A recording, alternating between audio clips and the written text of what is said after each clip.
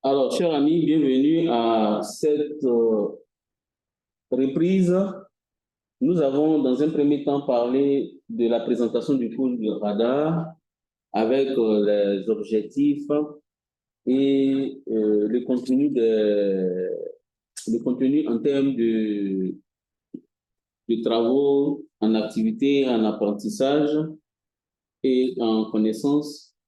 Nous avons parlé de long à large sur les objectifs de l'utilisation des données radar, les données LIDAR, hein, et puis les différentes applications qu'on peut faire avec ces données radar.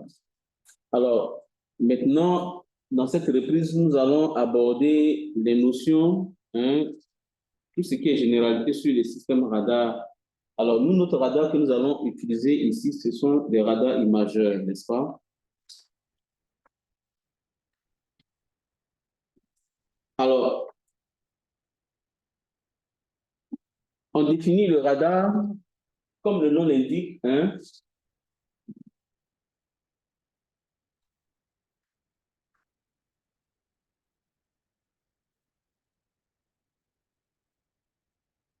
on parle de radio detection and ranging, hein? On parle de détection et télémétrie, hein, à distance. Alors, avec les données radar, il s'agit d'effectuer des mesures de distance. Alors, cette mesure de distance se fait comment? Alors, l'antenne radar va émettre une impulsion. Une impulsion radar. Cette impulsion va aller atteindre une cible et revenir à l'antenne radar. Donc, l'antenne qui est à la fois émettrice et réceptrice va mesurer le temps aller et retour du signal. Et donc, ce temps aller et retour du signal va être converti en distance. Est-ce que vous voyez? Et donc, voilà comment ça s'effectue. C'est pourquoi on va parler de l'intérêt du radar dans la connaissance des ressources naturelles. On va décrire les étapes de l'évolution des systèmes radars. Ensuite, nous allons parler des notions générales et définir les principes de base. Alors, les principes de base, en termes de la géométrie de visée radar. Quand on parle de géométrie de visée radar, c'est la plateforme qui va effectuer le tour de la Terre, hein. Cette plateforme-là va avoir une ligne orbitale, hein, et je vais dire une trace, et donc le satellite va avoir une répétitivité, c'est-à-dire une résolution temporelle, et à chaque fois que le satellite va passer au même point, à la même heure, soit en 5 jours, 6 jours, tout va dépendre des satellites. D'accord? Alors, la visée, la géométrie de la visée est que le radar qui va survoler une surface ne va pas effectuer une prise de vue verticale comme on le fait en optique. La prise de vue sera oblique. Et donc, on va avoir une visée oblique orientée vers la droite. Donc, visée latérale droite.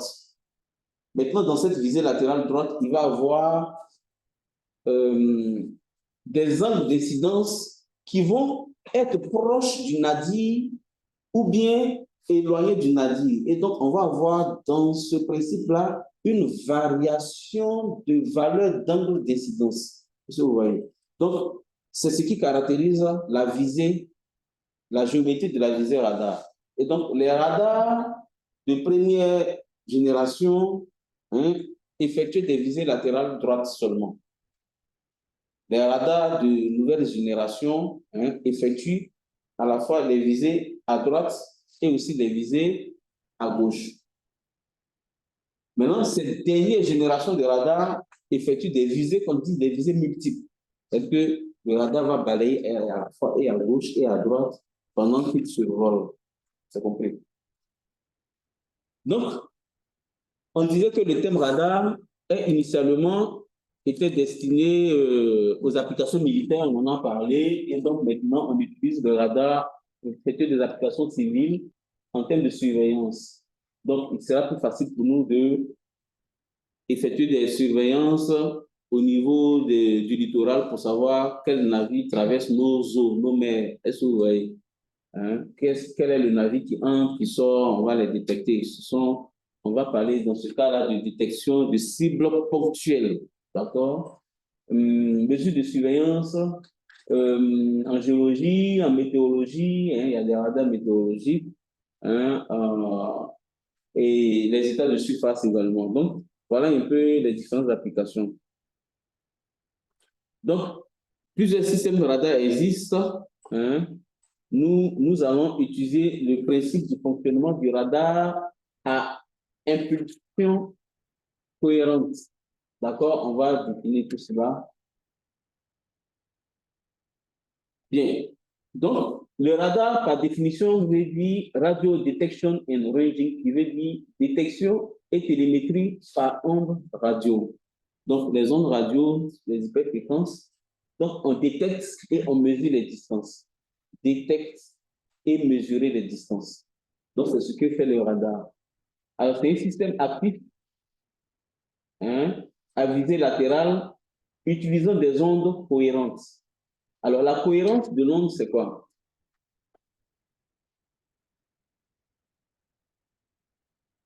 Alors, l'impulsion radar qui est émise, c'est un signal qui est sinusoïdal qui va présenter des fréquences ou bien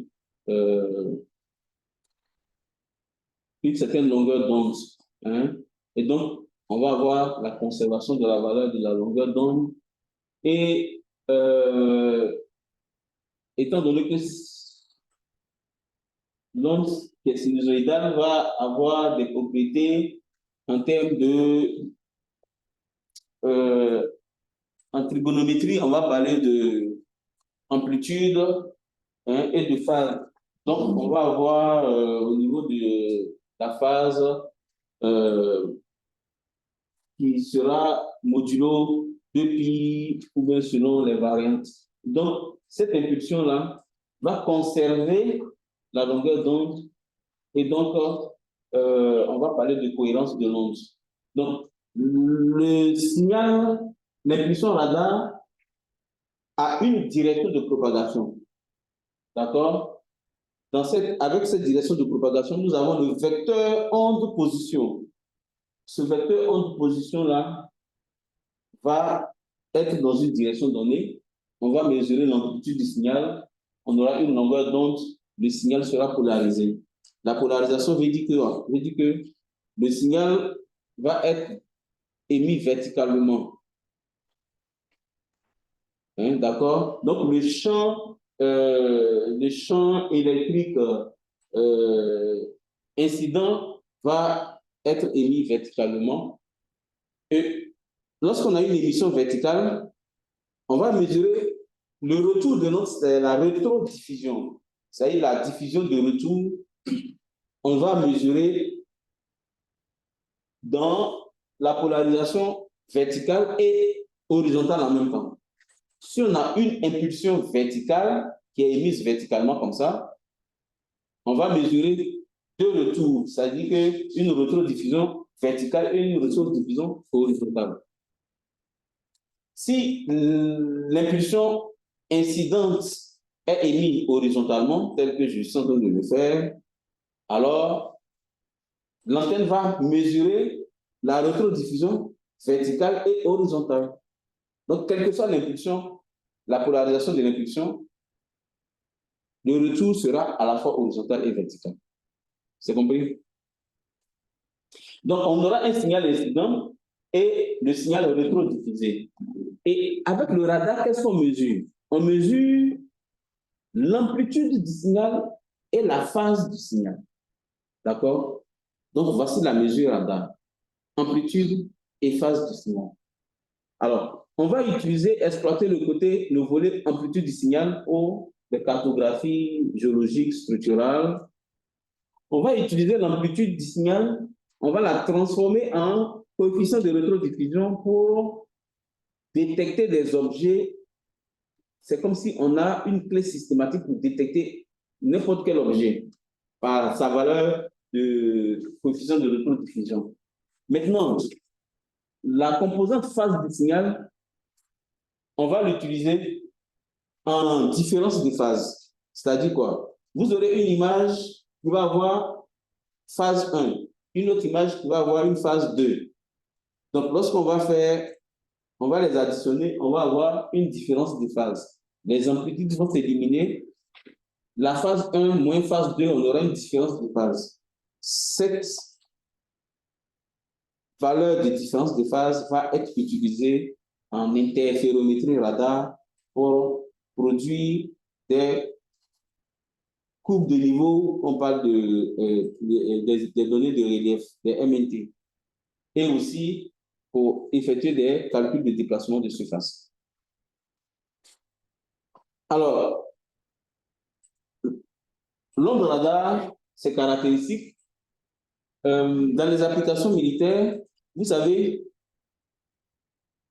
pour mieux communiquer, autrefois, dans les applications militaires, lorsqu'on utilise le signal radar, la longueur d'onde là, ce sont des fréquences. Alors, si vous communiquez sur telle fréquence, l'ennemi va capter votre conversation. Et donc, vous serez en danger, d'accord? Donc, les longueurs d'onde là, on les calcule. Hein. Ici, par exemple, on vient de calculer une longueur d'onde. On va avoir la valeur qui est là, par exemple, 2,5 cm en bande X. Cette valeur de longueur d'onde là, on codifie ça en bande C. Donc, on dira bande X, pardon. En bande C, 5,6 cm. Bande L, 23,6 cm. Donc, il y a des bandes, il y a des longueurs, des courtes longueurs d'onde et les grandes longueurs d'onde. D'accord? Donc, les longueurs d'onde étaient codifiées de telle sorte que vous puissiez mener vos opérations sans que l'ennemi puisse intercepter vos informations. Et donc, en optique, les longueurs d'onde, on connaît les longueurs d'onde à partir de la signature spectrale. On veut en bleu, en vert, en rouge, en infrarouge. Les longueurs d'onde sont fixes. Ici, le radar, les longueurs d'onde sont codifiées. Donc, on dira bande X, bande C, bande L, tout simplement pour donner la valeur 2,5, 5,6 et 23 cm. D'accord? Donc, il y a plusieurs codes. Donc, la longueur d'onde, vous connaissez déjà, hein, en rayonnement électromagnétique. Hein, voilà. Donc, c'est cette longueur-là au niveau de la propagation. Hein, c'est cette longueur-là qui est la longueur d'onde. Alors, ce qu'on doit savoir ici dans l'image radar, j'ai oublié de vous dire, pendant qu'on parlait de la mesure radar, là, le radar mesure l'amplitude et la phase du signal. En optique, on mesure quoi? Tout simplement qu'est-ce qu'on mesure? La réflectance. Est-ce que vous voyez? En optique, l'image que vous avez, tout va dépendre du niveau de traitement des données. Vous aurez par exemple, au niveau 1, vous aurez vous n'aurez pas des valeurs de réflectance, vous aurez des données en valeur de luminance. Et cette valeur de luminance, vous allez faire les traitements radiométriques et atmosphériques. Alors, vous allez transformer la luminance en radiance et la radiance en réflectance. Alors, la valeur de réflectance peut être contenue entre 0 et 1. Est-ce que vous voyez? Mais aussi, on peut extraire la valeur de réflectance de 0 à 255. Ça fait 256 valeurs. D'accord? Donc, on peut le faire en niveau degré 0 à 255 ou de 0 à 1. Ici, le radar va mesurer l'amplitude du signal et la phase du signal. Vous aurez ces deux éléments-là dans l'image. Alors, comment va se faire l'impulsion radar? Alors, vous voyez ici, à l'instant T1, voici une impulsion radar. C'est la même impulsion radar qui va se propager dans le temps et arriver ici. Vous voyez, non? Bien. Donc, vous voyez le temps que l'impulsion met pour arriver à l'objet ici. Donc, voici le temps de propagation. Maintenant, l'impulsion qui est là, qui est émise là, c'est l'impulsion qui se propage jusque là-bas. Avec le radar, l'impulsion, on va avoir une longueur de l'impulsion et une durée de l'impulsion. Alors, comment expliquer cela? Vous voyez mon pointeur, le pointeur comme une impulsion radar, vous voyez. Alors, l'impulsion radar est émise en tout temps, c'est-à-dire de jour comme de nuit, en temps pluvieux comme en temps poussiéreux. Tout, en tout temps, l'impulsion est émise. Et l'avantage du radar, c'est que l'impulsion qui est émise n'est pas affectée par l'atmosphère. Donc, cette impulsion fait fi de tout ce qui est conditions météorologiques. Donc, tout ce qui est nébulosité quasi permanente, l'impulsion radar ne peut pas perturber le signal, de jour comme de nuit. Donc, voilà pourquoi vous avez des images optiques avec des nuages, on ne peut pas les traiter, mais l'image radar, zéro nuage. À minuit, à 4 heures du matin, il prend la photo. On a les images. Est-ce que vous voyez? Alors, l'impulsion, vous voyez, quand j'appuie une fois, j'ai une impulsion, non? Vous voyez? Mais quand j'appuie là, je maintiens, non? Quand je maintiens, on appelle ça une durée de l'impulsion. Donc, l'impulsion est émise. Vous voyez la manière dont j'appuie là, il y a un intervalle de temps de répétition de l'impulsion. Est-ce que vous voyez? Peut-être chaque milliseconde, j'appuie une fois. Donc, l'impulsion sera émise comme ça. Il y aura une durée de répétition de l'impulsion. Peut-être chaque seconde, j'appuie une fois chaque seconde. Donc, une seconde sera la durée de répétition de l'impulsion. Maintenant, l'impulsion là, je l'ai appuyée et je lâche. Vous avez vu la durée que j'ai mis. Donc, une impulsion sera caractérisée par une durée de répétition de l'impulsion et le temps de répétition de l'impulsion et la durée de l'impulsion. C'est-à-dire que j'ai appuyé et puis je relâche. Donc, l'impulsion a une durée et a une durée de répétition de l'impulsion. Alors, ce signal-là,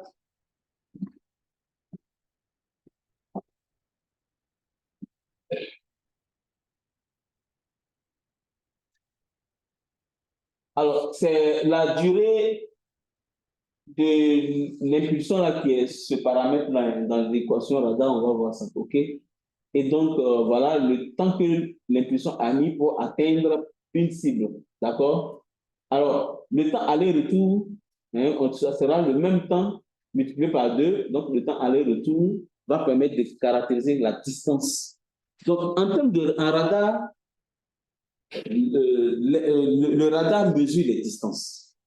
Donc, à partir de la distance d'un objet par rapport à l'antenne, hein, on caractérise l'objet. C'est pas bizarre. Donc, l'objet est caractérisé par la distance, sa distance par rapport à l'antenne. OK? Et si la visée était verticale, on allait avoir plusieurs temps aller-retour pour beaucoup d'objets. Il y aura beaucoup d'objets qui auront le même temps aller-retour.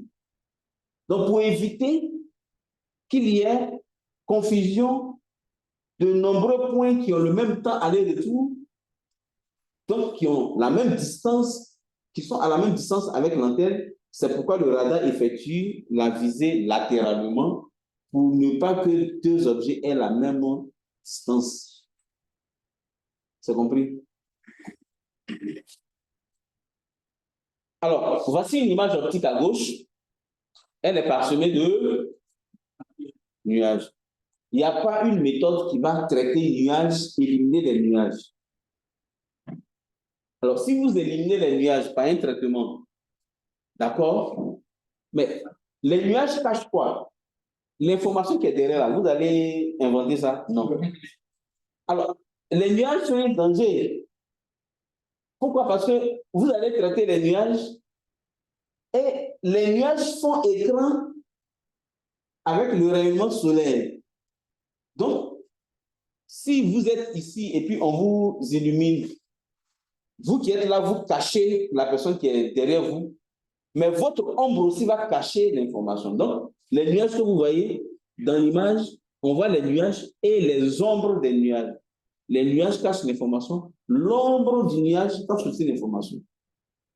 Voilà pourquoi on est passé de la télédétection optique à la télédétection radar où on va avoir des données où il n'y a pas de nuage.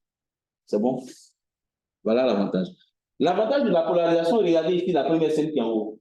Elle est en polarisation quoi? Alors quand on met S1A, ça veut dire sentinelle 1A.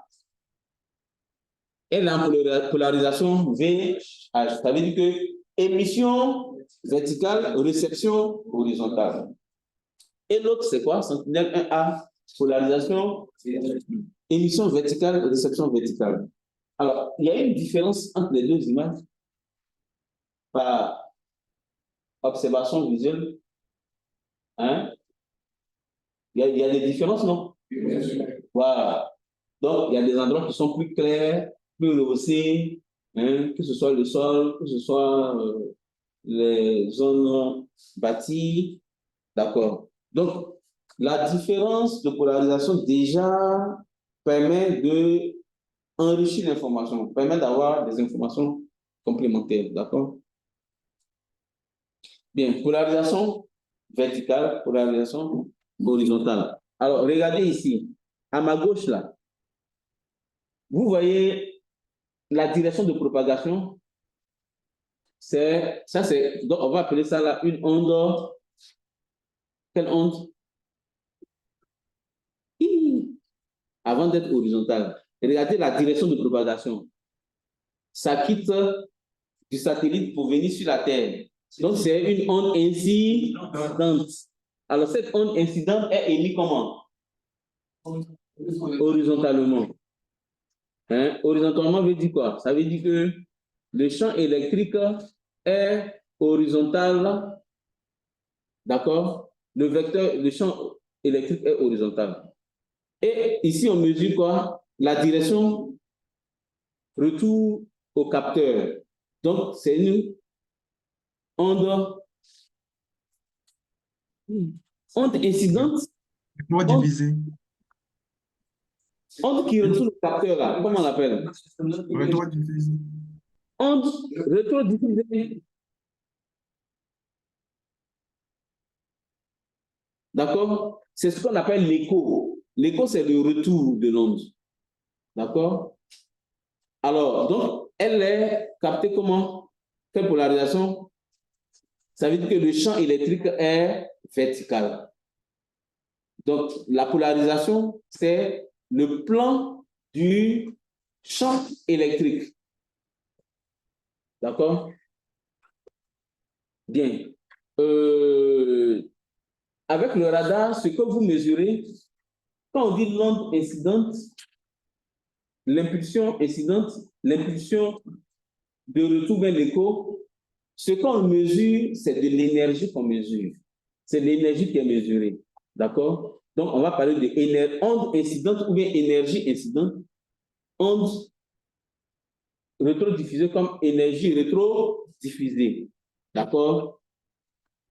Alors,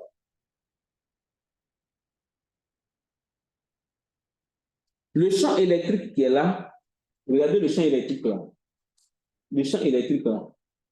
On peut prendre le champ électrique comme le champ magnétique, hein, mais bon, on a l'habitude de prendre le champ électrique. Ici, le champ électrique est orienté comment? Verticalement. D'accord? Alors, comme le champ électrique est orienté verticalement, on dit que le signal le signal est polarisé. Est polarisé verticalement. Le champ incident est horizontal, le signal est polarisé horizontalement. Voici la notion de la polarisation. Ça veut dire que le champ est orienté, le champ électrique est orienté horizontalement, donc on parle de polarisation horizontale. Le champ électrique est orienté verticalement, on parle de polarisation verticale. C'est compris? Alors, que ce soit l'incidence ou bien le retour, hein, nous avons la phase du signal, hein, qui varie en fonction du temps. Donc, si la phase du signal varie en fonction du temps, on dira que l'onde radar n'est pas polarisée, est non polarisée. Il faudrait que dans le signal radar, la phase du signal soit conservée. La conservation de la phase permet de dire que le signal, l'onde est polarisée. D'accord? Et donc, il peut arriver que la phase du signal ici soit nulle. Alors, on va parler de polarisation rectiligne. C'est pourquoi on va avoir H ou V. Alors, cette mesure incidente, comprenez que vous avez le champ incident et le champ rétrodiffusé, l'énergie. Alors, au lieu de parler de champ, on va parler d'énergie. Énergie incidente et énergie rétrodiffusée. Donc, on va utiliser ces deux énergies pour définir l'équation radar. Donc, l'équation radar, c'est quoi? C'est la mesure. Dès qu'on parle d'énergie, on parle de puissance. Donc, l'énergie incidente, c'est une puissance incidente. L'énergie rétrodiffusée, c'est une puissance rétrodiffusée. Donc, on peut utiliser le mot, la notion énergie ou la notion de puissance. D'accord? Alors, on va établir une équation entre le champ incident, le champ rétrodiffusé, et après, on va établir une relation entre ces deux-là. D'accord? Alors, pour avoir l'équation radar, on a ce qu'on appelle la puissance transmise, le gain de l'antenne, la longueur donc utiliser la distance radar cible va permettre de générer l'équation radar qui est là.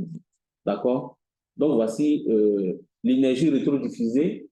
Voilà son équation. Alors, cette énergie rétrodiffusée va être transformée en coefficient de rétrodiffusion. Donc, voici l'équation de la rétrodiffusion radar qui est là. Hein? Voilà. On aura plusieurs constantes. Donc, sachez que l'équation existe. Voici les paramètres. Oui.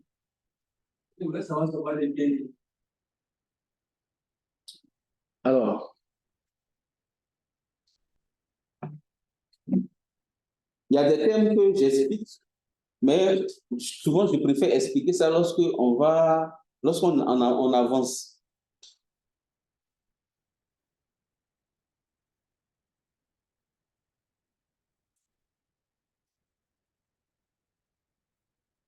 Si vous, avant on utilisait la télévision, là, on appelle ça la télé, signal analogique. Imaginez-vous, on est au village, RTI, là, c'est ici. L'antenne de RTI, là, va diffuser le signal dans toute la Côte d'Ivoire. Maintenant, je suis à Paris. Là, je suis là-bas. Je vais vous regarder, qu'est-ce que je fais? On n'a pas l'argent, ça va couper les longs bambous là. Parfois, même on tourne le bambou là, on soulève juste quand on est quatre comme ça, parfois ça tombe. Ou bien on s'arrête, on attache ça sur une lame. Donc, vous voyez, pour avoir un bon signal, il faut soulever l'antenne. L'antenne là, on soulève ça. D'accord? Donc, le clé d'antenne, c'est la puissance. Le satellite, radar, sentinelle qui passe en haut là, ce n'est pas sentinelle là qui nous intéresse. c'est l'antenne qui est placée sur le satellite. C'est lui qui fait le travail. Donc, l'antenne radar, la puissance de l'antenne, c'est ça qui permet de définir les gains de l'antenne. Est-ce que vous voyez? Maintenant, nous, le radar qu'on utilise, c'est un radar imageur. On a retenu que ce sont des radars imageurs, radars qui produisent des images, une matrice. C'est ça que nous, on compte. C'est ça que nous, on veut. Maintenant, pour avoir une mesure à haute précision d'un objet par la mesure de temps aller-retour des distances radar, il faut une antenne très longue, kilométrique. Plus l'antenne est longue, plus le signal est performant, n'est-ce pas? Est-ce que sur le satellite, on peut placer une antenne de 2 km? Si je dois améliorer, je dois placer 3 km. Ah oui, le satellite qui est en orbite à 4000 km là-bas va mesurer. Il faut qu'il y ait une bonne antenne. Alors, il est difficile de placer une très longue antenne sur le satellite. Ça va basculer, ça va se briser. Ça, c'est évident. Et donc, dans le radar imageur, on va utiliser une technologie qu'on appelle le radar à synthèse d'ouverture. Et donc, la synthèse d'ouverture va faire quoi? C'est que, au lieu que le satellite ait une très longue antenne, la synthèse d'ouverture va permettre au radar d'avoir une antenne plus courte. L'antenne radar fait environ 10 à 11 mètres. Okay? Ça varie entre 10 à 11 mètres. Donc, ayant une antenne plus courte, l'antenne est plus courte, ça effectue le travail d'une antenne qui vaut 2 km, 2-3 km. Mais par quelle technique? Par la synthèse d'ouverture. On va expliquer. Donc, on réduit la longueur de l'antenne à une antenne plus taille égale à 10 mètres. Donc, la synthèse d'ouverture vient nous donner le gain de l'antenne. C'est-à-dire qu'on gagne en ayant une antenne plus courte, mais par la technologie de la synthèse d'ouverture. Et ça sera quoi? Le radar qui passe va effectuer une première mesure, le même objet. Pendant que les satellites volent, quand il dépasse un peu l'objet, il effectue une deuxième mesure du même objet. Donc, il y a eu, chaque objet a eu deux prises, deux impulsions différentes. Et il fait la synthèse de ces deux informations-là, permet d'améliorer la précision de l'antenne qui doit être une longue antenne pour avoir la bonne précision. La courte antenne a cette précision.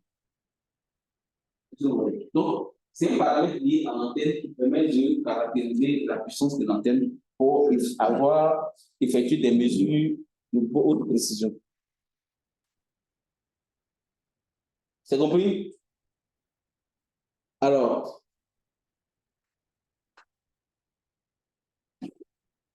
donc, l'équation radar va permettre de donner la puissance moyenne de retour diffusé. Quand on dit la puissance moyenne, ça veut dire que il effectue une première mesure, une deuxième mesure et il fait la synthèse des deux. Donc, les radars que nous allons utiliser sont des radars imageurs à synthèse d'ouverture. C'est compris? La synthèse d'ouverture est une technologie pour améliorer la précision des mesures effectuées par les radars. Oui.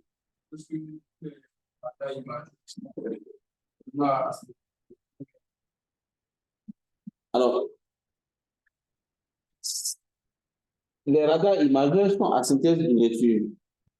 D'accord? Parce que si on ne fait pas la synthèse d'ouverture, la mesure ne sera pas précise, sera très difficile. Et donc, toute la technologie est à synthèse d'ouverture pour les radars imageurs. Donc, en anglais, on dit Qu'est-ce qu'on dit ça? SAR, synthétique et picture radar. En français, on dit ROS, radar à synthèse d'ouverture.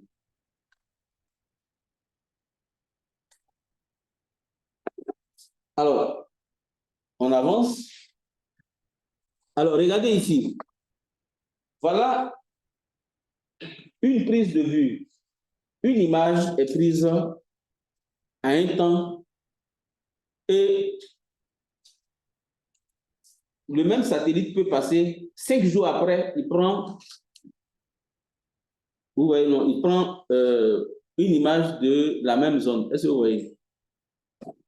Alors, en ces deux temps, on aura deux images. D'accord? Les deux images que nous avons là, vous suivez? On va couper la zone commune de ces deux images. Donc, vous voyez qu'il y a un recouvrement. Donc, on prend la zone commune de l'image 1 et la même zone commune de l'image 2. En ce moment, ce sont des images radar. Comme on a pris deux zones communes, une zone commune de l'image 1 et une zone commune de l'image 2, ces deux imagettes-là s'appellent des radargrammes. D'accord? Bien. Maintenant, on va utiliser ces radargrammes-là. On va effectuer un traitement différentiel de phase, d'accord, qui va permettre ici d'avoir ce qu'on appelle un interférogramme. L'interférogramme en question, à partir de cet interférogramme, nous allons produire ce qu'on appelle des courbes d'isovaleur de MNT, des courbes de niveau. Tout le monde a fait topographie, non? D'accord. Et donc, on a le MNT. Mais aussi, on va pouvoir déterminer les courbes d'isovaleur de déplacement. C'est ça, on parle de déplacement de surface. D'accord? Donc, voilà. Alors, on revient ici maintenant. On va comparer les images radar. Voilà une première image radar et voilà une deuxième image radar. Qu'est-ce que vous constatez? De la même zone, hein? Alors, c'est la même zone parce que voilà une route. La même route est là. Donc, c'est deux images différentes de la même zone. Qu'est-ce que vous remarquez? Pas la même qualité. Qualité. Alors, à gauche, est-ce que vous percevez... Attends, ça ne sort pas. Nos camarades qui sont en ligne, vous voyez le pointeur? Monsieur, moi, je vois. Monsieur, nous voyons le pointeur. Monsieur, nous voyons la souris et le pointeur. Le pointeur ne bouge pas. Il ne bouge plus. Le pointeur ne bouge plus. Voilà. Ah, c'est ce que je constate.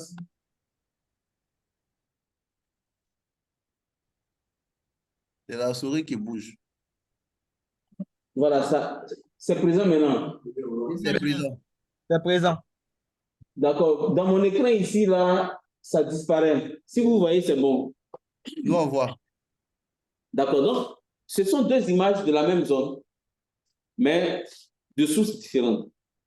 Alors, la première image, est-ce que vous apercevez quelque chose? C'est pour identifier des objets, non? Et dans la deuxième image, vous apercevez des objets. Voilà. Donc, ce sont deux images radar de sources différentes, mais prises à des résolutions différentes. Donc, la résolution est liée aussi à la longueur d'onde. Donc, les images de très haute résolution sont des images prises en courte longueur d'onde radar, telles que les bandes X. Vous voyez les bandes X, là, on a dit que c'était combien de centimètres? 2,5. D'accord? Et la bande L, 23 cm. Donc, les images de haute résolution sont très souvent dans les courtes longueurs d'onde radar. Est-ce que vous voyez? Alors, ici, nous avons une image en bande C à gauche, résolution 20 mètres. Et à droite, nous avons une image en bande C, en bande X 3,1 cm, résolution 1 mètre. Donc, dans l'image radar,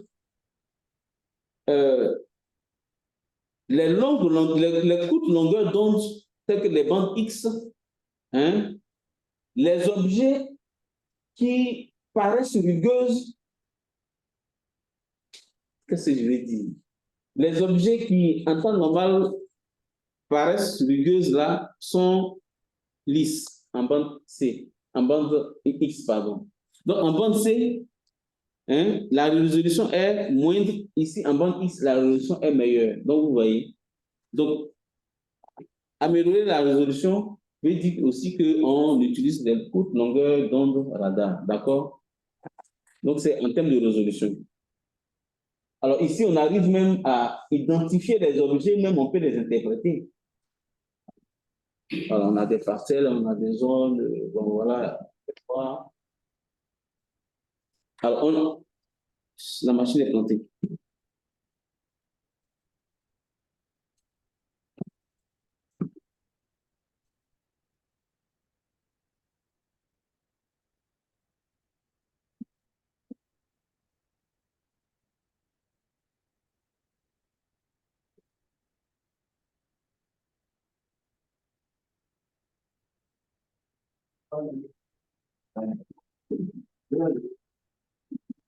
Bon, excusez, hein, la machine est plantée.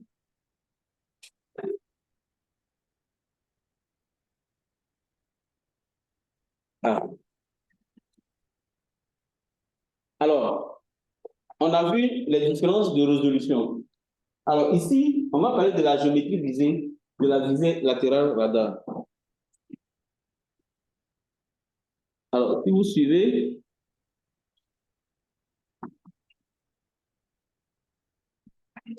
voici le satellite, voilà la direction de vol. Le NADI, tout le monde connaît, c'est la ligne à la verticale de déplacement, d'accord? Alors, le radar qui est là va viser le sol, la surface latéralement à droite. Et donc, la visée va permettre de déterminer l'angle de vue. Voici l'angle de vue. Hein? Donc, ça va décrire ces lobes-là. Donc, vous aurez ici la fauchée. La fauchée, c'est la distance, la largeur de couverture ici, là. C'est ça que la fauchée, hein. OK? Alors, dans ce sens-là, de survol du satellite, on parle de la direction azimutale. Maintenant, dans le sens de latéral ici, là, on parle de l'axe des distances. Donc, l'axe azimutal, dans la direction de vol, l'axe des distances qu'est-ce que je vais dire? Dans la direction de la visée, OK? Alors, qu'est-ce qu'on voit ici? Pour avoir cette image qui est là, cette couverture-là, on va avoir une portée qui est ici. La portée qui est proche du nadi s'appelle la portée proximale. Et donc, en anglais, c'est near range. Alors, l'autre côté, c'est la portée la plus éloignée. Hein? Donc, on parle de far range. D'accord? Entre les deux, les images, voici l'angle de vue d'observation. On parle de angle de visée. D'accord? L'angle d'observation. Alors, maintenant, à la verticale ici, voici le premier faisceau incident là, c'est lui là, dans le near range là. Alors, à la verticale, avec la verticale, ça va décrire ce qu'on appelle un angle d'incidence. Donc, on va avoir une valeur d'angle d'incidence ici. Maintenant, à la portée éloignée là, on va avoir aussi une valeur d'angle d'incidence. Donc, on comprend que l'angle d'incidence proximale est plus petite que l'angle d'incidence éloignée. Donc, pour une même prise de vue, dans la même image, on va avoir des valeurs d'angle d'incidence pour décrire les objets là qui diffèrent. Vous comprenez? Et donc, si un objet est proche ici et puis un objet est là-bas, ce qui va les différencier dans l'équation radar, ça sera la valeur d'incidence. Vous voyez? Le radar va utiliser la valeur d'incidence. Le radar va utiliser l'altitude du point. Il va utiliser également à la surface du sol, on a ce qu'on appelle un coefficient de variation de la surface. Donc, le radar va utiliser un paramètre qu'on appelle le coefficient de variation. Alors, chaque point de la surface topographique va avoir ce qu'on appelle un coefficient de variation locale. Donc, le radar va utiliser toutes ces valeurs-là pour faire quoi? Pour calculer la rétrofusion radar. Donc, dès que vous avez l'image d'amplitude qui est prise dans cette zone, le radar va utiliser ces paramètres-là pour calculer la valeur rétrodiffusionnelle. D'accord? Donc, en géométrie de radar, nous avons la visée latérale, nous avons l'angle d'incidence proximale, l'angle d'incidence distale, éloigné. Maintenant, cette image qu'on vient de prendre là, quelle sera sa valeur d'incidence? On va attribuer à cette image une valeur d'incidence. Sachant qu'il y a une incidence faible et une incidence forte pour la même prise de vue, cette image aura une valeur d'incidence lorsque vous allez télécharger l'image. Alors, la valeur d'incidence, ça sera quoi? La différence. Quel angle d'incidence on va attribuer à cette image? L'angle d'incidence au centre de l'image.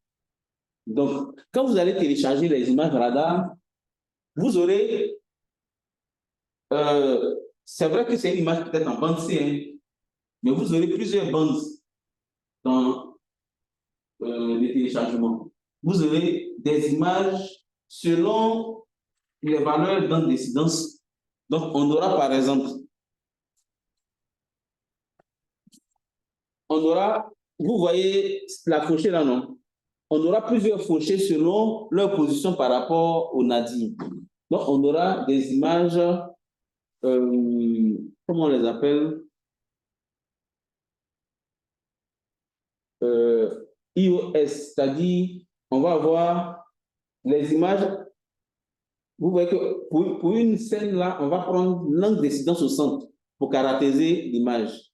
Donc, on aura des angles d'incidence faibles. On aura plusieurs niveaux d'image selon que l'angle d'incidence est proche, faible ou que selon l'angle d'incidence est élevé. Est-ce que vous voyez? Voilà.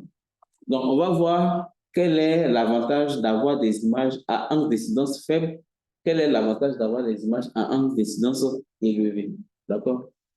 Donc, voici la géométrie radar. Ce que vous devez retenir ici dans la géométrie radar, c'est que nous avons, pour une prise de vue, le far range, le near range et le far range. D'accord? Ensuite, vous aurez l'axe azimutal et l'axe distal. L'axe, dans le sens de vol de nadir, c'est l'axe azimutal et l'autre axe, c'est l'axe des distances. D'accord? Ces deux axes-là,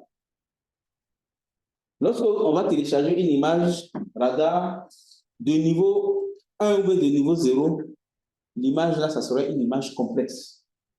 Et donc, il y a des calculs qu'on fait là-bas en termes de calibration pour pouvoir avoir converti l'image de la géométrie radar à une géométrie au sol.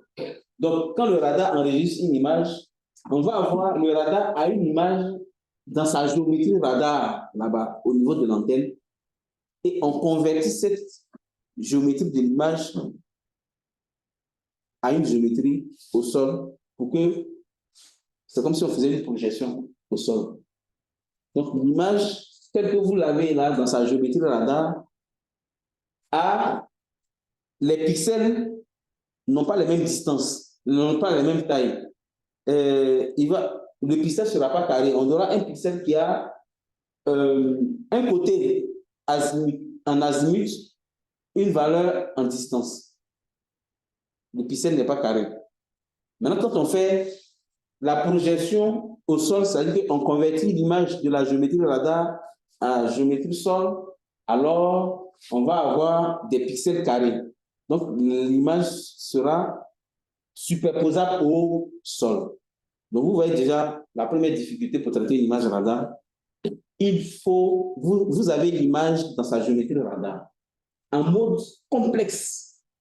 Donc, ce mode complexe, on parle de mode SLC, Single Look Complex Image, SLC. Donc, l'image est enregistrée en mode complexe, en géométrie radar, qui n'a rien à voir, vous ne pouvez pas traiter. Et donc, vous convertissez ça en géométrie au sol d'abord, avant de l'utiliser.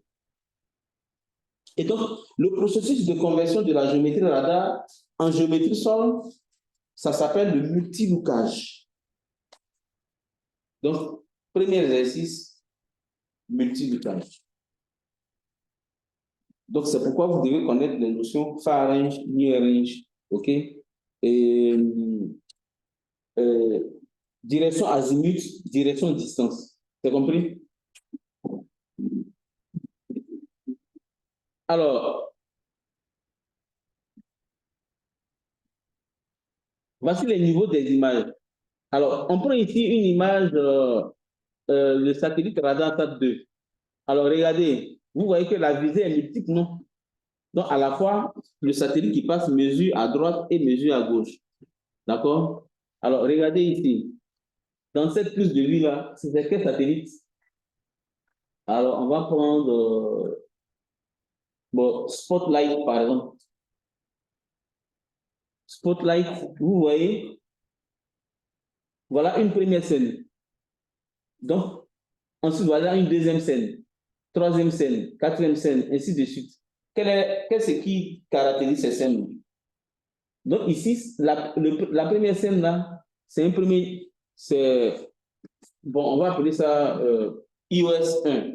C'est une bande 1, bande 2, bande 3, ou bien vague d'image 1, vague 2. Alors, ce sont les images de courte angle d'incidence. D'accord? Comparé à l'image qui est au bout ici, là, ce sont les images de grand angle d'incidence. Les deux images-là sont différentes.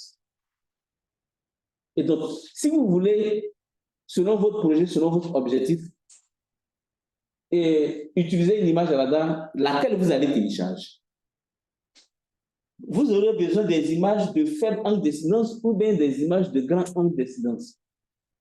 Point d'interrogation. Donc, spécialiste en télédétection radar, vous devez connaître l'avantage des grands angles d'incidence. Alors, les images de grand angle d'incidence sont des images qui subissent moins de déformation. C'est compris? Mais les images de court angle d'incidence, là, très souvent, il y a assez de déformation, c'est-à-dire qu'il y a assez de distorsion dans les images. C'est compris? Au cours d'un devoir, ces questions-là peuvent revenir. Donc, vous devez, à la fin de ce cours-là, vous devenez des spécialistes en télédétection radar. Vous devez savoir que les images de courte angle d'incidence sont des images qui ont à leur sein assez de distorsion géométrique. Et donc, il faut des traitements de correction il faut les corriger avant de les utiliser. Mais les images de grand angle d'incidence, là, sont les déformations dans l'image, les distorsions sont faibles. On n'a même pas besoin de faire beaucoup de transformations. D'accord? Mais c'est coûteux. Il faut payer. C'est le business, c'est l'argent. Les gens qui ont lancé le satellite, ils vont dépenser l'argent. Donc, ils vont vous donner les images où il y a assez de distorsions là, gratuites. Mais dès que vous traitez les images, vous allez corriger les distorsions géométriques, vous aurez les mêmes résultats que ceux qui ont les images de grand angle d'incidence. D'accord? Donc, à quoi ça va servir d'aller payer cher pour avoir une image qui est bien, où il n'y a pas assez de déformation, sachant que vous avez la technique et la méthodologie pour traiter ça. D'accord?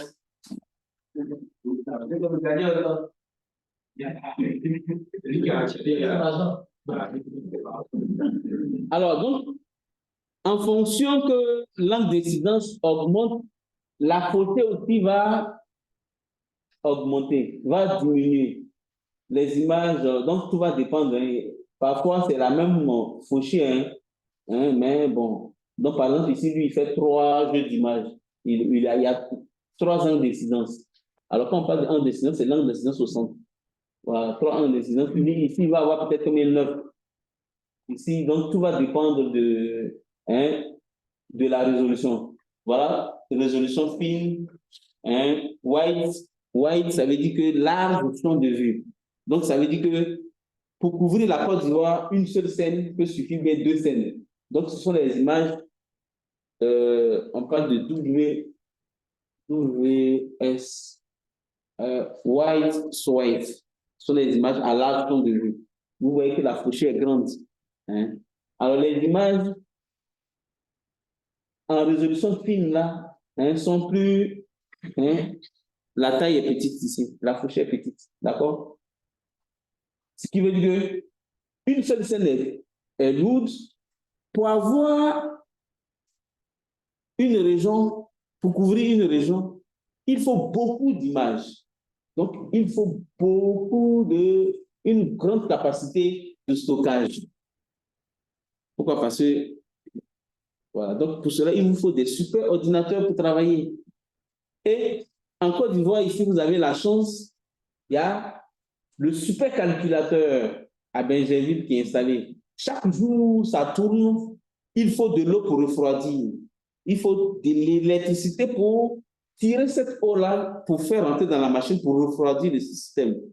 Et cette eau-là, est-ce qu'on doit la rejeter? Non, on ne la rejette pas. On la refroidit.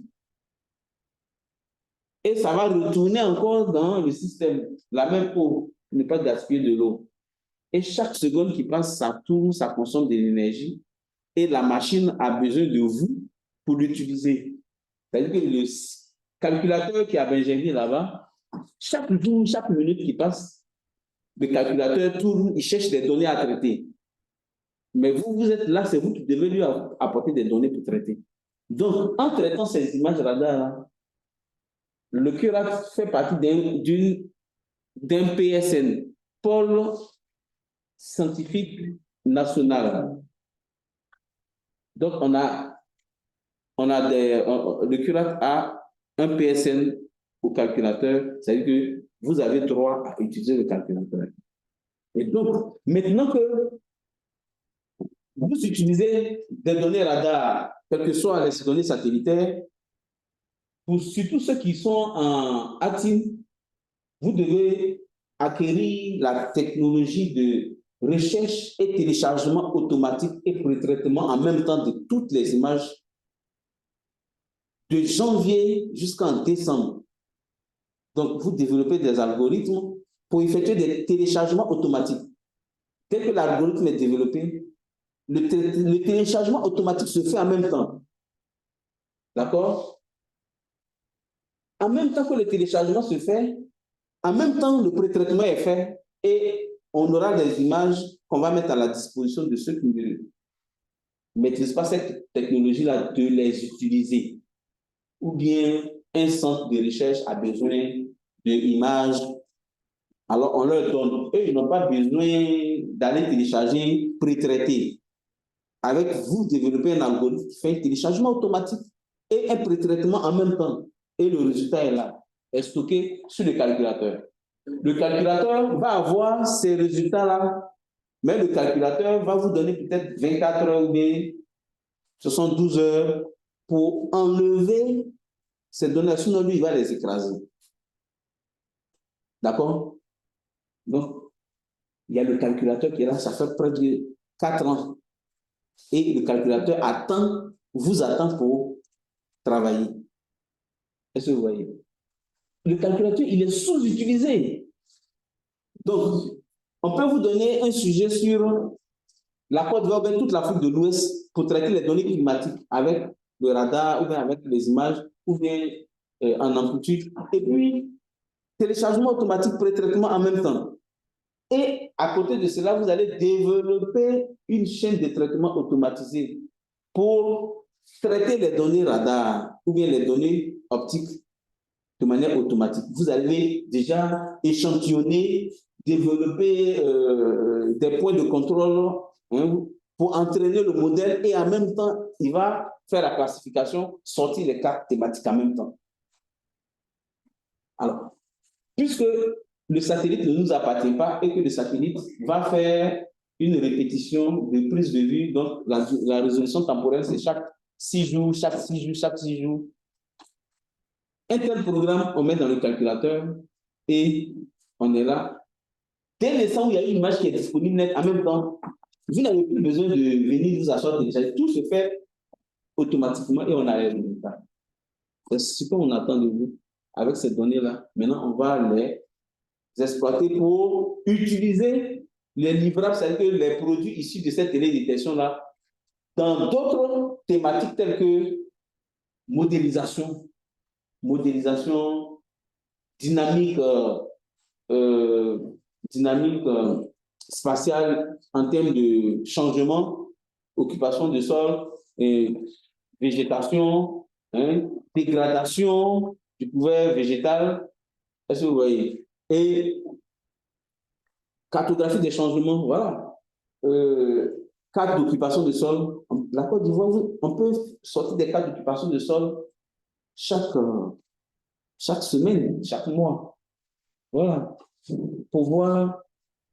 C'est ce que l'hygiène Paris ils font, hein, en France. L'hygiène. Et l'hygiène, ils sont dans tous les pays africains, ils cherchent des marchés. Actuellement, c'est l'hygiène qui fait la cartographie. Voilà. C'est que, comment on appelle ça? L'immatriculation, non, pas l'immatriculation. L'adressage. L'adressage, là. C'est que le marché des milliards. Mais en réalité, qu'est-ce qu'ils font? Oui. Qui fait le travail? Ce sont nos étudiants du curat là qui sont là-bas, c'est eux qui font le travail. On leur donne combien? Des miettes. Et eux, ils prennent quoi? Des milliards. Et ils sont assis là. Est-ce que vous voyez? Oh, vous, les étudiants du curat, vous finissez, vous pouvez créer un cabinet. Le curat vous appuie. Et puis, vous compétissez, pardon. On lance offre. Ils viennent de prendre le marché, mais ce n'est pas eux qui font le travail. Ce sont les étudiants du curat qui sont là-bas qui font le travail. Souvent, ils vont pencher des sous-traitants. C'est comme ça qu'ils font. Voilà. Et donc, eux là, en Europe, l'hygiène a la carte d'occupation de sol chaque mois ou chaque semaine de leur pays. Donc, dès l'instant où tu télécharges une image et puis tu fais des traitements, tu vas sur leur plateforme pour faire la validation, puisque eux, ils sortent les vérités terrain là, les cartes là sont là chaque jour, et à chaque fois qu'il y a un petit changement. Et donc, quand tu fais toute ta cartographie, tu vas comparer à la carte hygiène. Est-ce que vous voyez? C'est très intéressant. Donc, si nous, on arrive avec le calculateur, on travaille sur les données de Côte d'Ivoire, on peut avoir, le curat peut mettre en place une plateforme, une banque de données d'occupation de sol en continu. On n'aura plus besoin d'aller chercher hygiène pour venir faire les marchés. Nous-mêmes, on prend le marché. Est-ce que vous voyez? Voilà. Mais, bon. C'est ça. Oui? Par rapport au sujet calculateur, en 2019, le curat avait organisé L'atelier. Oui? J'ai assisté à ce. Alors, ça, c'est le Nexus. Voilà. C'était au pôle. Oui? C'est vrai que, bon, lors du traitement,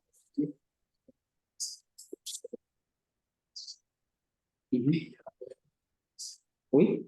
je voulais savoir, est-ce qu'il est possible, c'est forcément se rendre au pôle de l'innovation. Très bien. J'ai compris ta question, c'est bon. Le calculateur, là, il y a un code d'accès. Tu n'es pas obligé de rentrer ta tête dans le calculateur, là. Donc, à travers le code d'accès, tu peux rester ici et puis lancer tes données sur le calculateur là-bas. Tu as déjà programmé, tu as déjà tout mis en place et le calcul va se faire. Et toi, tu t'en vas récupérer les données, c'est tout. Parce que tu ne pourras pas les télécharger. Donc, tu vas là-bas avec un gros disque, tu copies, tu mets dans un serveur, voilà. C'est important que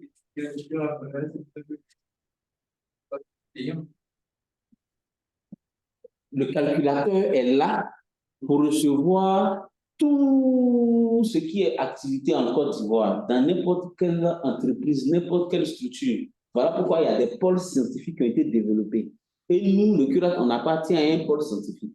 Donc, chaque structure en Côte d'Ivoire appartient à un pôle scientifique et ils ont leur code d'accès. Voilà, tu vois. Mais si tu t'élèves, quand tu es en train de faire un gombo quelque part là-bas et puis tu dis, je suis un expert venant du CURAT, je vais utiliser le calculateur. Non. C'est au nom du CURAT que tu vas utiliser. Pas à toi, à ton nom, ils ne vont pas te donner, tu n'as pas accès.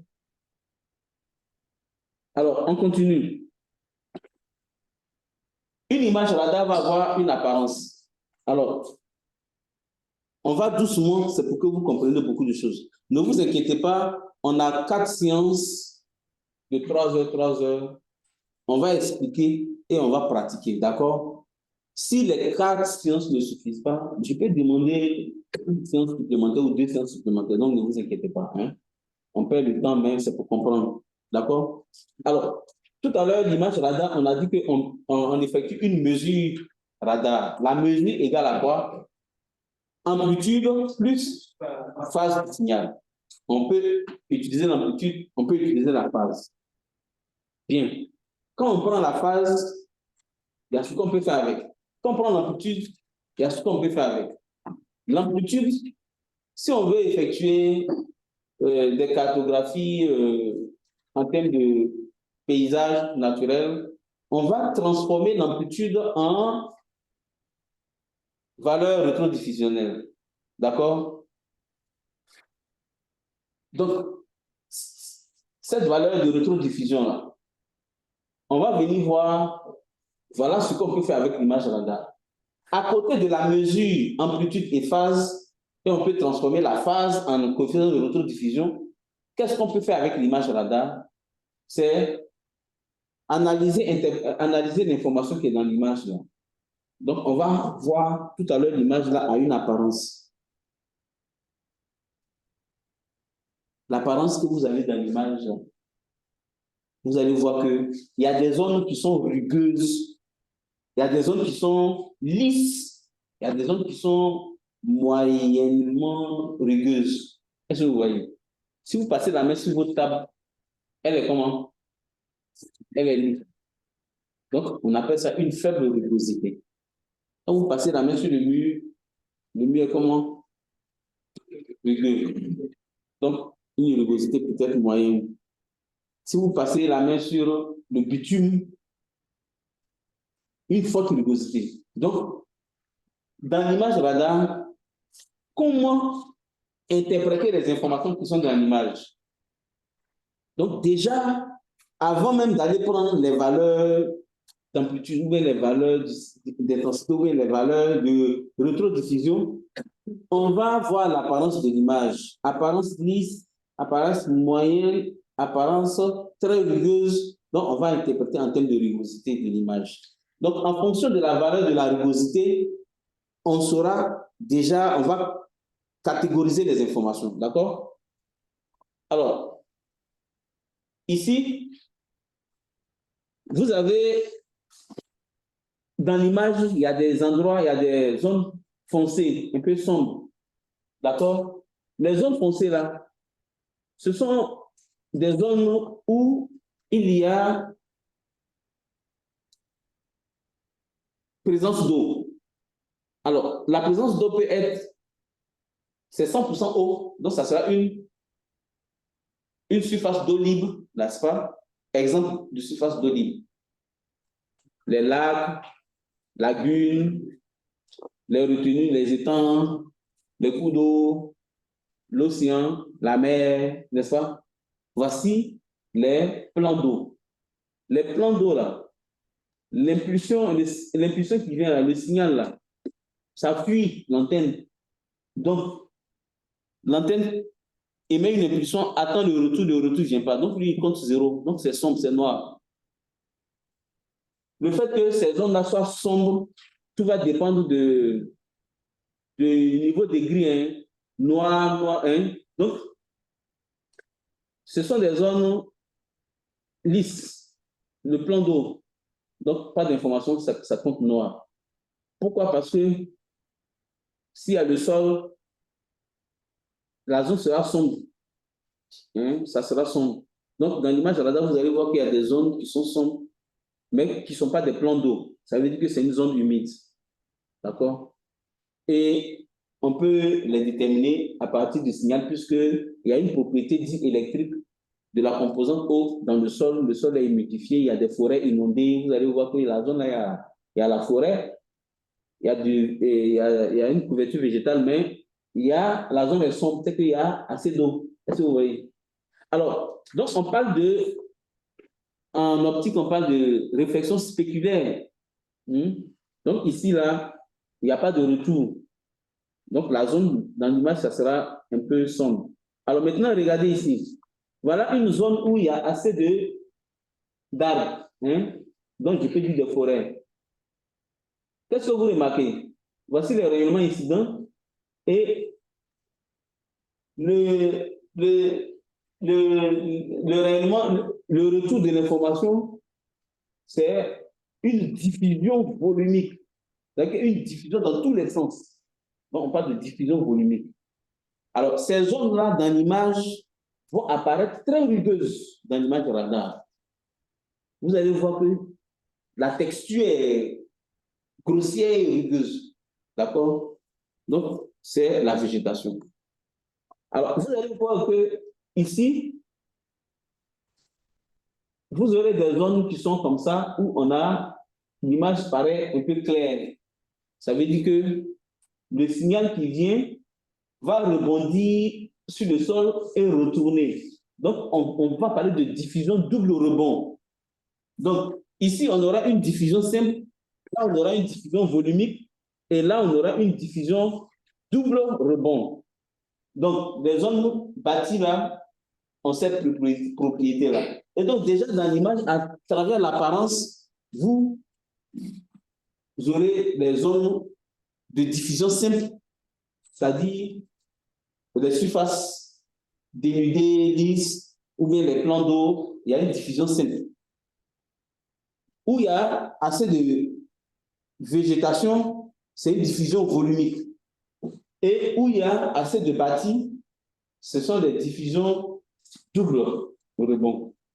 Donc déjà, voilà 3 catégories d'informations. Donc, les zones bâties apparaissent claires dans l'image. Les zones assez végétalisées là, apparaissent très rugueuses. Et les autres zones ont une diffusion simple. Ça peut être des zones de culture, les zones labourées, voilà, les surfaces lisses. Alors, on va voir tout ça là dans les détails. Maintenant, l'élément important dans l'image, c'est la distorsion géométrique dans les images radar. C'est vrai que l'image radar est dépourvue de nuages, mais on a assez d'informations dans l'image. Surtout que quand les zones décidantes sont faibles, l'image est éclairée. Donc, ces distorsions, on va les voir. Il faut connaître les distorsions de telle sorte que pendant le traitement, vous puissiez effectuer, utiliser ce qu'il faut pour les traiter. Excusez-moi, il est quelle heure? Bon, je vous demande la permission, on va aller jusqu'à 13 heures. Comme je suis venu en retard, d'accord. En ligne, on va aller jusqu'à 13 heures. Bon, j'espère que, bon, vous êtes en activité, bon. Alors, on va parler des distorsions géométriques. Regardez ici. Voilà l'antenne radar. Voilà un point situé sur une colline. Vous voyez, le point qui est situé sur cette colline-là. Alors, le signal va venir buter sur la colline. Ici, il y a un objet qui est sur la colline. Alors, vous allez voir, qu'est-ce qu'on voit ici? Alors, qu'est-ce qu'on peut mesurer ici?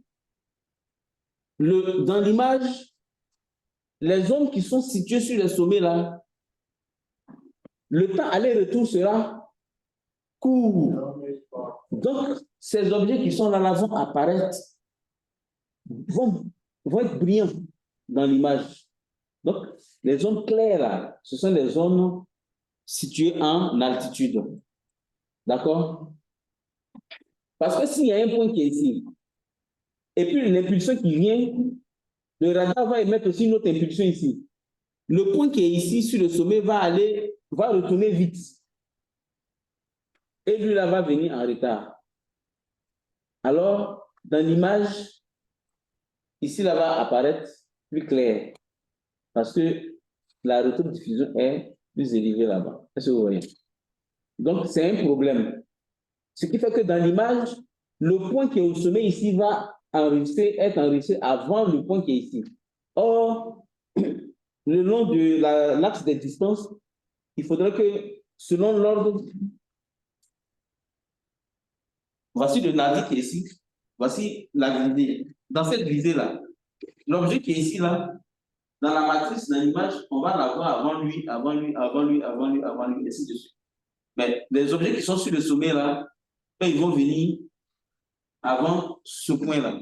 Donc, dans l'image, vous aurez... C'est comme si l'image est renversée. Donc, tous ces problèmes-là sont des distorsions. Alors, je prends par exemple ici, au point B. Regardez un point qui est en A et un point qui est en B. Ça, c'est la géométrie au sol. Hein. Mais dans l'image radar là-bas, la géométrie radar là, qu'est-ce qui se passe? A qui est là sera ici dans l'image, dans la matrice ici. Le point B qui est là est aussi dans le même ordre. On a A, B, C, hein, n'est-ce pas? Mais qu'est-ce que vous remarquez? A, B dans l'image radar est rapproché. Alors que ici, ils sont très éloignés. C'est dû au sommet, au point B qui est au sommet. Donc, tu vois, le point B se rapproche du point A. Donc, on appelle ça effet de rapprochement.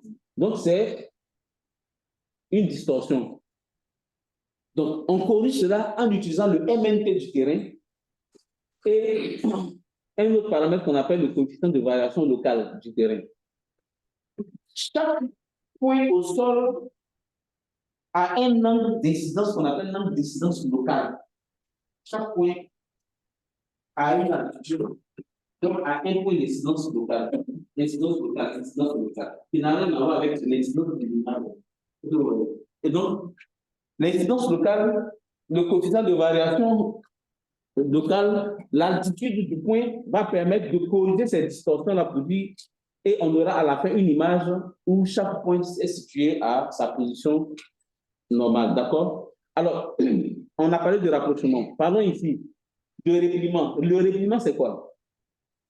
Et regardez ici. On a le point A, non? B avant C, non? Maintenant, regardez. Dans la projection, qu'est-ce qu'on a dans l'image? Le point B vient avant A. Donc, on a B, on a A avant d'avoir C. C'est un problème, c'est une distorsion. On corrige ça dans l'image. Maintenant, allons au point D. L'effet d'ombre. Regardez ici le radar. Le point A reçoit le signal. Le point B reçoit. Mais après B, là, le point D qui est ici, là, n'est pas illuminé par le signal. Donc, c'est comme s'il y a de l'ombre ici, là, n'a pas reçu d'impulsion. Donc, ça va apparaître noir dans l'image. Donc, on va avoir l'effet d'ombre dans les images. Il faut corriger ça aussi. D'accord? Et c'est ce qu'on va faire. D'accord?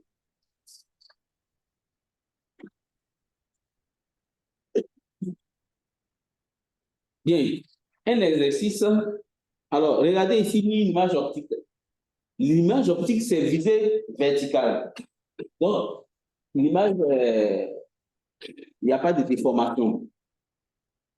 Géométrique, quoi. D'accord? On ne voit pas bien en relief. D'accord? Donc, on prend ça comme une image de référence.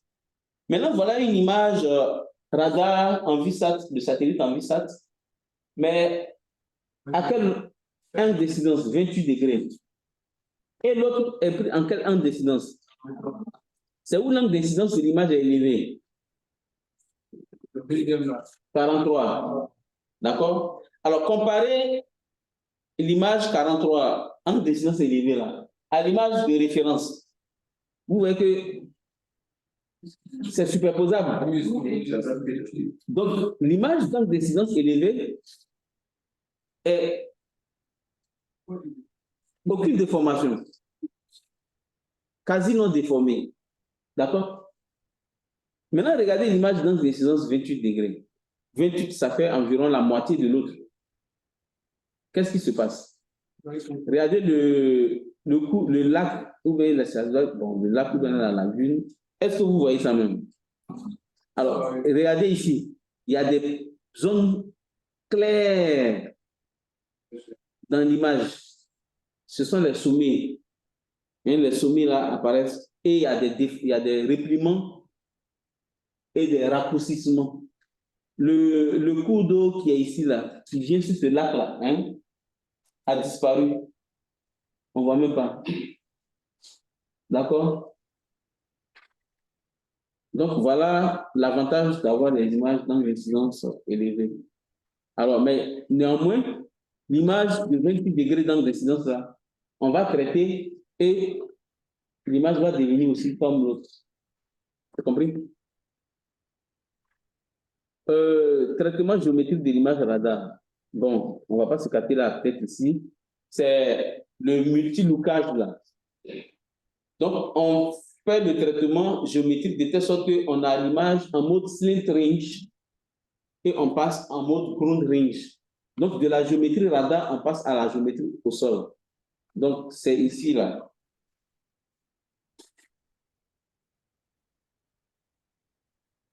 Oh non, c'est pas là-bas.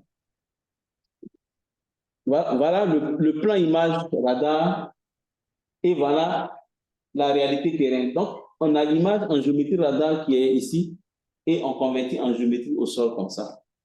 Donc, c'est ça qui est le passage de slant range, c'est-à-dire géométrie à l'antenne radar, ground range, géométrie au sol. Donc, c'est le processus de multilookage qui est là. Donc, laissez les équations là. Donc, voilà un peu l'utilisation de l'image radar. C'est pas tout en ancien. Il y a dans le cours, sur la plateforme, vous aurez les générations de satellites radar. Vous allez voir GS. GS, les générations GS1, GS2. Vous allez voir RS1, RS2, et c'est passé à RS est passé à Sentinelle. D'accord? Vous aurez radar SAT 1, radar SAT 2. Donc, voici les satellites radar. Hein. Vous aurez, c'est EMS qui est devenu Sentinelle 1. D'accord? Et c'est donc vous aurez les générations de radar, leur évolution en termes de résolution, en termes de longueur, en termes de longueur d'onde et en termes d'incidence. D'accord? Et maintenant, vous avez les dernières générations radar, ce sont les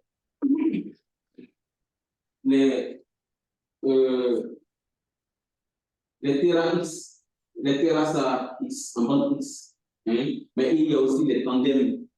Ce sont les satellites qui volent en tandem. Alors, le vol en tandem, c'est quoi? C'est que les gens ont réfléchi, ils ont compris que toi, tu es Canada, toi, tu es Américain, toi, tu es Français, toi, tu es Japonais, toi, tu es Chinois.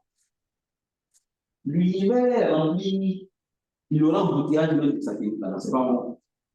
Donc, toi, dans ton satellite, le chinois, tu as développé une technologie en GPS qui est très, très, très, très pointue. Plus que pour moi, là, je le connais. Donc, on fait une mission en tandem où on va lancer ce qu'on appelle un train d'onde. C'est-à-dire, ce sont des satellites qui vont se suivre. Et le temps de séparation de vol de ces satellites-là, attends que je me rappelle, c'est combien de secondes? 15 secondes. Je vais me rappeler, je ne vais pas me tromper. Le train d'onde, là, c'est 15 secondes. 13 secondes, 15 secondes. Donc, il y a un satellite qui passe, l'autre suit, et ils se suivent. Alors, quel est l'avantage? Ce satellite a une technologie GPS plus évoluée que tous les satellites du monde. Donc, les satellites en volant en tandem, chaque satellite, s'il y a 5 satellites, chaque satellite va utiliser ses mesures GPS.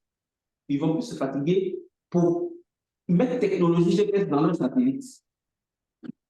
Il aura leur propre technologie GPS 7, mais ils vont utiliser ces données. Donc, lui, il a une caméra, il a tel paramètre qui est plus développé que les autres. Donc, ils se partagent les informations et ils volent en tandem. On les appelle le train d'onde de 13 heures. Ça veut dire que les satellites sont espacés de 13 secondes. Un passe, l'autre passe, ils volent tous en tandem. D'accord? Bien sûr. Le train d'onde, qui se partagent les informations. Donc, on va voir les satellites météorologiques, d'autres altimétrie, d'autres imageurs, d'autres ainsi, d'autres cela, ainsi de suite, qui se partagent les informations, ils vont l'entendre. Donc, voilà. Alors, s'il y a des questions, on prend les questions. Alors, avant de partir, s'il y a des questions, on prend les questions, mais avant de partir,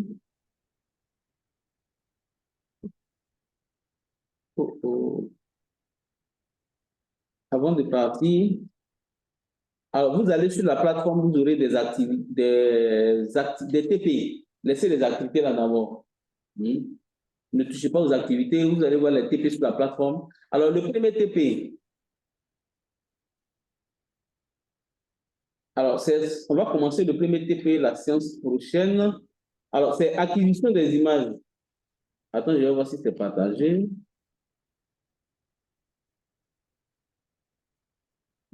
OK.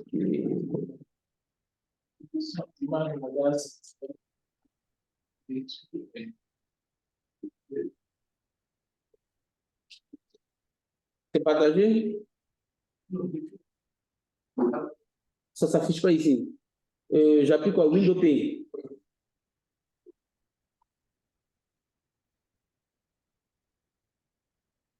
Alors, le premier TP, c'est comment acquérir les images radar. Hein?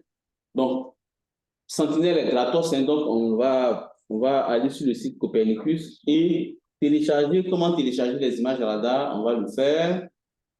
Alors, vous allez sur le lien là, vous vous loguez et puis vous vous enregistrez avec un code, pour avoir un code pour télécharger les images radar sur Copernicus, d'accord? Voilà, donc vous faites ça hein, avant le prochain cours. D'accord, vous aurez votre login pour avoir accès. Et on va télécharger les images radar. Donc, on va télécharger les images radar en mode double polarisation. La double polarisation est gratuite. Et la pleine polarisation, c'est payant. Donc, on va utiliser les images gratos là. D'accord? Alors, il y a des logiciels pour traiter les images. Vous téléchargez dans le TP1 là. Vous allez vous télécharger le logiciel Snap. Vous cliquez ici. Vous téléchargez Snap. D'accord? Alors, vous téléchargez Snap, la dernière version, vous l'installez. C'est compris? C'est gratos, vous l'installez. Donc, vous installez. C'est fini le TP1. Donc, c'est ce que on va faire. Donc, vous téléchargez Snap, vous installez sur votre ordinateur. Hein? Alors, vous recherchez les images, vous les téléchargez également. Alors, on va prendre les images de la zone Abidjan. Hein? On va prendre les images de la zone Abidjan. Hein? Donc, c'est le TP qu'on va faire la prochaine fois. Télécharger les images, installer les logiciels. Et on va faire au moins 20 minutes pour télécharger l'image et installer le logiciel. Et puis, directement, on va passer au deuxième TP. Vous avez ce TP-là sur la plateforme. TP2, Data Processing. Alors, tous les logiciels de traitement sont en anglais. Donc, les TP-là aussi sont en anglais.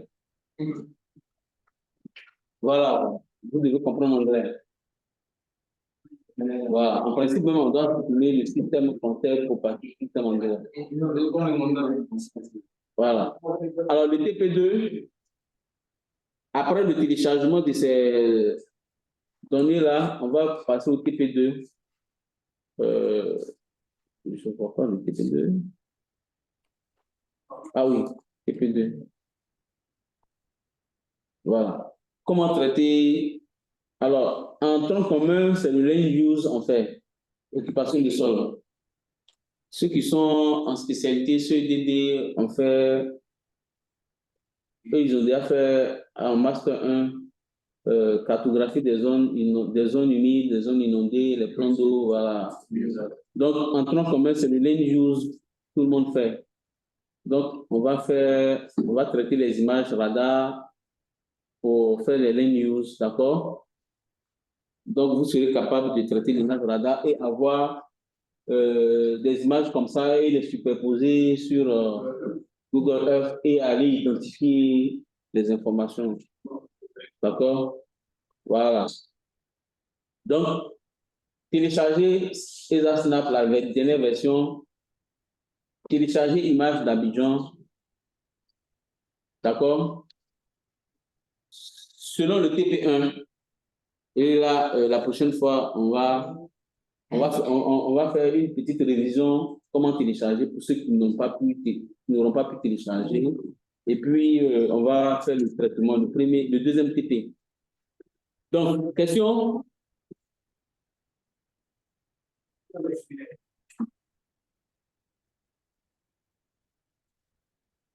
n'y a pas de questions.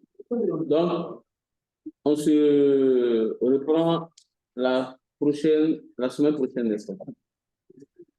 Mon cher ami en ligne, vraiment, merci de votre présence. Et puis, ceux qui sont en présentiel, là, ils n'ont pas le droit d'être en ligne, ils doivent être présents dans la salle. Délégué, il y a une petite présence. Hein? En présentiel, là, ils sont tenus d'être présents. Ils ne se sont pas inscrits en ligne. Voilà. On vous laisse la main sur la plateforme pour que vous fassiez les activités. Allez, au revoir et à la prochaine. Merci à vous, Au monsieur. revoir. Merci. Déjà.